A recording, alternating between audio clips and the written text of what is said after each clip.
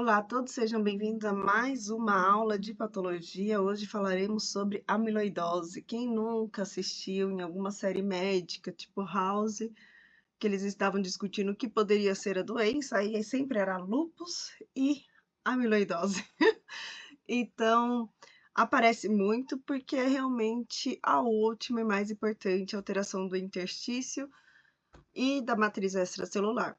Nós falaremos sobre a doença da deposição por proteínas. A amiloidose, ela representa um grupo complexo de doenças caracterizadas pela deposição patológica de material proteico fibrilar no interstício dos tecidos. Essa substância, conhecida como amiloide, apresenta características físico-químicas tintoriais únicas que permitem o seu diagnóstico. Apesar do nome sugerir semelhança com amido, trata-se do material puramente proteico, sem relação com carboidrato. A origem histórica do termo, a descoberta de Virchow. Rudolf Virchow, no século XIX, cunhou o termo amiloidose, ao observar que a substância se curava de azul ou violeta após o tratamento com Lugol e ácido sulfúrico diluído. O nome deriva do latim amiloide, semelhança ao amido, embora logo tenha sido demonstrado que o material era proteico. Essa nomenclatura histórica permanece até hoje, mesmo após a elucidação da verdadeira natureza da substância química. As características histológicas dos depósitos. Os depósitos de amiloides aparecem como material amorfo e acidófilo que se acumula no interstício dos tecidos. Essa deposição progressiva comprime as células adjacentes, levando à hipotrofia celular e, eventualmente, à perda da função do órgão afetado. A distinção entre a substância amiloide e os outros depósitos proteicos, como material hialino ou fibrina, requer métodos especiais de coloração histológica para confirmar o diagnóstico preciso. Os métodos de coloração. Temos o vermelho Congo. Cora os depósitos em vermelho alaranjado e confere birrefringência característica à luz polarizada. Temos as teoflavinas T e S, que induzem a fluorescência específica na substância amiloide, permitindo a identificação sensível. E o cristal violeta, que causa metacromasia do material amiloide, produzindo coloração rosa ou violeta característica. Esses três métodos constituem um arsenal diagnóstico fundamental para a identificação histológica da amiloidose, sendo o vermelho Congo considerado o padrão ouro. A outra estrutura do amiloide. Na microscopia eletrônica, a gente vê que o material amiloide revela sua natureza fibrilar. As fibrilas apresentam comprimento variado e espessura uniforme entre 7 e 10 nanômetros.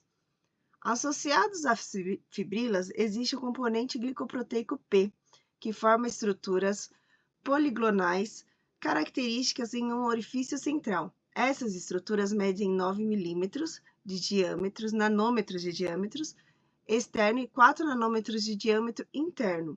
Assemelha-se a um bolo furado. A composição molecular do amiloide. 90% do amiloide é de proteína amiloide e 10% é do componente P. A proteína amiloide é um componente fibrilar principal com estrutura beta-pregriada, e o componente P é a glicoproteína em estruturas poligonais características. A proteína amiloide forma bainhas beta-pregadas, conferindo birrefringência, característica após a coloração com vermelho Congo. Essa conformação estrutural é comum em todas as proteínas amiloides, independentemente da sua origem. Os principais tipos de proteínas amiloides. Temos o AL, cadeias leves de imunoglobulinas, associada à proliferação de plasmócitos e amiloidoses idiopáticas. A AA, proteína sérica SAA 8500D, encontrada na amiloidose secundária a inflamações crônicas. A transtiretina, proteína transportadora vista na amiloidose familiar polineuropática. A beta-2 microglobulina, associada a moléculas MHC1 em pacientes em hemodiálise prolongada. A beta-amiloide, que originada da proteína da membrana encontrada na doença de Alzheimer, e derivadas de pró-hormônios, vista em tumores de células APUD, como carcinoma medular do tireoide. Os padrões de deposição nos órgãos. No fígado, a deposição dos espaços de Disse, comprimindo a destruição das lâminas dos hepatócitos progressivamente. Nos rins, esses depósitos glomerulares iniciam no mesânguio, formando massas que comprimem capilares, também depósitos intertubulares. No baço, localizado em folículos, baço em sagum, ou em depósitos perifoliculares e pericilonusoidais na polpa vermelha. E no coração, início subendocárdico, frequentemente comprometendo o sistema de condução elétrica. As alterações macroscópicas no fígado. As características visíveis. Quando a deposição do amiloide é intensa, o fígado apresenta alterações macroscópicas distintivas. Ele tem um aumento significativo no volume, uma consistência aumentada e firme, um aspecto homogêneo ao corte, superfície untuosa semelhante a toucinho, e essas alterações refletem um extenso acúmulo do material amiloide nos espaços sinusoidais. As alterações em outros órgãos, em rim, aumenta o volume, peso e consistências marcante, deposição glomerular, compromete a filtração renal. No baço deu um probleminha na imagem, aumenta de volume e peso no aspecto micronodular ou homogêneo na superfície de corte, e no coração as deposições subendocárdicas levando a arritmias por comprometimento do sistema de condução. Consequências clínicas da amiloidose. As manifestações clínicas dependem criticamente da intensidade da deposição e localização anatômica dos depósitos. Em geral, a deposição é lenta e sintomática nas fases iniciais, só produzindo manifestações após acúmulo considerável do amiloide. Os órgãos principais é rim, fígado, baço e coração, mas pode acontecer no trato digestivo, no sistema nervoso e no sistema músculo-esquelético, nas articulações e tecidos periarticulares. A amiloidose reacional secundária tem a característica formal sistêmica por deposição de amiloide tipo AA, ocorrendo como complicação de infiltrações crônicas persistentes. A proteína precursora SAA é produzida em excesso durante os processos inflamatórios prolongados, mas apenas uma minoria de pacientes desenvolve amiloidose. E as condições associadas: tuberculose e sífilis avançada, artrite reumatoide, colite ulcerativa ou doença de Crohn, uso de heroína via subcutânea e, raramente, o linfoma de Hodgkin e carcinoma renal. Amiloidose em proliferação de plasmócitos. Essa forma sistêmica caracteriza-se pela deposição de amiloide do tipo AL, derivada de cadeias leves de imunoglobulinas. Ocorrem proliferações monoclonais de linfócitos do tipo B, sendo o mieloma múltiplo a causa mais frequente. Plasmocitoma, mieloma múltiplo, é a causa mais comum, com produção excessiva de cadeias leves monoclonais. Outras gamopatias: macroglobulinemia de Waldenstrom é uma doença de cadeia pesada e plasmocitoma solitário. E linfomas: outros linfomas nodulares de células B, podem desenvolver a amiloidose.